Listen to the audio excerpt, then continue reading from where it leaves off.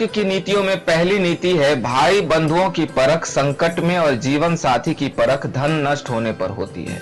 यानी कि जब भी हम परेशानी में हो और कोई दोस्त हमें सहारा दे तो वही हमारा सच्चा मित्र है। अन्यथा सुख में तो हर कोई साथ खड़ा होता है, लेकिन दुख में सहारा देने वाला इंसान ही सच्चा इंसान कहलाता है। इसी तरह से हमारे अपने जीवन साथी यदि हमारी जरूरतों और हमारे धन को संजोए रखने की कला नहीं समझते तो वे हमारे साथ जीवन काटने के लायक नहीं है। ऐसे लोग साथ आगे चलकर हमें नुकसान ही पहुंचाते हैं। कभी भी अपनी राज की बातें किसी को भी बतानी नहीं चाहिए, ये आदत हमें बर्बाद कर सकती है। आचार्य चाणक्य ने सही तो कहा है, जब हम अपने दिल की बात किसी एक से भी बांट लेते हैं वह कभी राज नहीं रहती।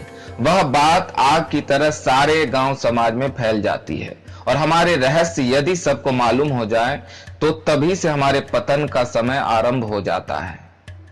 सभी कष्टों से बड़ा कष्ट पराये घर में रहने का है। इतिहास गवाह है इस बात का कि मनुष्य अपनी खुद की वस्तु पर ही हक जता सकता है, अन्यथा दूसरे की वस्तु इस्तेमाल करने से वह एहसानमंद हो जाता है। किसी भी व्यक्ति को बहुत ज्यादा ईमानदार नहीं होना चाहिए, क्योंकि बहुत ज्यादा ईमानदार व्यक्ति को ही सबसे ज्यादा कष्ट उठाने पड़ते हैं। आचार्य की इस बात को हम उदाहरण सहित समझा सकते हैं। जंगल में काफी सारे पेड़ होते हैं, लेकिन क्या आप जानते हैं कि पेड़ काटने वाले सबसे पहले किस पेड़ को काटते हैं? वह पेड़ जो देखने में मजबूत हो और सीधा हो उसे सबसे पहले काटा जाता है, क्योंकि उसे काटने में कोई समस्या नहीं होती। इसी प्रकार से मनुष्य का स्वभाव भी है, जो सबसे ज्यादा सीधा और ईमानदार होता है लोग उसी को अधिक कष्ट देते हैं, क्योंकि वे जानते हैं कि चालाक इंसान उनकी बुरी भावना को समझ जाएंगे।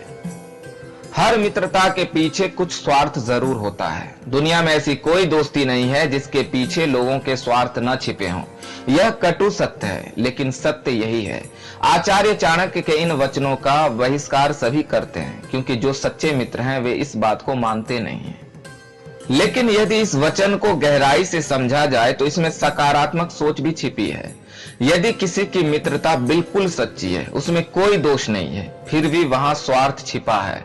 स्वार्थ एक अच्छा मित्र बनने का, स्वार्थ मित्रता को पाने का, तथा आखिरी स्वार्थ मित्रता से मिलने वाले प्रेम को पाने का। यदि कोई सांप जहरीला नहीं है तब भी उसे फुफकारना नहीं छोड़ना चाहिए। इसी तरह यदि कोई व्यक्ति कमजोर है तो उसे खुद को ताकतवर प्रदर्शित करना चाहिए। आचार्य की ये बात हमें केवल इतना समझाती है कि कमजोर व्यक्ति की हमेशा ही हार होती है, इसलिए अपनी कमजोरी को प्रदर्शित ना होने दें। ऐसा धन जो बहुत ज्यादा तकलीफ के बाद या फिर अपना धर्म ईमान सब छोड़ने के बाद हासिल हुआ है, ऐसा धन स्वीकार नहीं करना चाहिए।